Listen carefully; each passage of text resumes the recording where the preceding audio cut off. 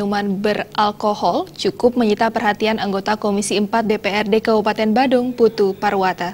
Menurutnya, Bali sebagai daerah pariwisata harus mendapat pengecualian dengan syarat ada pengawasan dari Pemda dan juga desa adat terkait.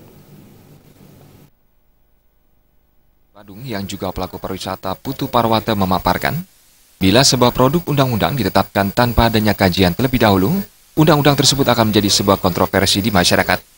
Seperti halnya undang-undang yang mengatur tentang perdagangan minuman keras yang banyak mendapat protes dari pelaku pariwisata di Bali. Menurut Parwata, untuk mengakhiri kontroversi tersebut, yang perlu dia lakukan hanyalah melihat kembali substansi dari undang-undang tersebut, yang dengan jelas menginginkan jangan sampai penjualan mikol tak terkendali hingga merusak generasi muda.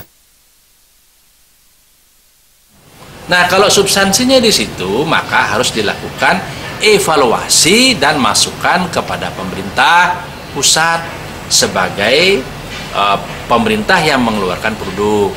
Jadi harus dilakukan kajian. Jadi yakinkan pemerintah pusat bahwa Bali siap mengendalikan mikol dan tidak akan melakukan sembarangan.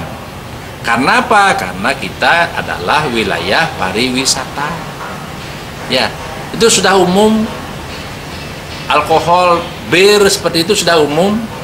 Dan itu sudah terkendali, ya sudah dijaga oleh masyarakatnya, kesiapan mental masyarakatnya, kesiapan warga adat atau desa adat, kesiapan perjuru, kesiapan dinas juga untuk mengantisipasi.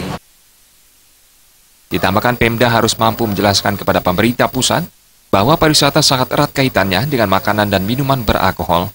Meski demikian, peredaran mikol di Bali masih dapat dikendalikan dan tidak sampai merusak generasi muda Bali.